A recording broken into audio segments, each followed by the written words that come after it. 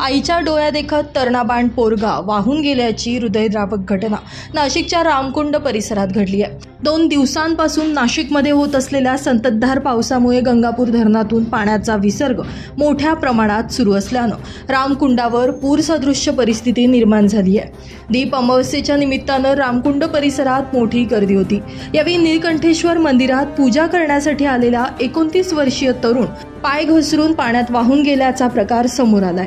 यज्ञेश पवार नावाचा हा युवक इंजिनियर होता। स्थानिक तरुणांनी त्याला वाचवण्याचा प्रयत्न केला, परंतु पाण्याचा प्रवाह जास्त असल्यानं यात अपयश आलं। डोळ्यादेखत आपला पोटचा गोळा वाहून गेल्यानं त्या माऊलीनं हंबरडा फोडला। यावेळी स्थानिक नागरिकांनी प्रशासनाला कळवल्यानंतर अग्निशमन दल, पोलीस प्रशासन या ठिकाणी हजर झाले। या तरुणाचा शोध सुरू झाला, परंतु पाण्याचा विसर्ग जास्त असल्यानं तो सापडू शकला नाहीये।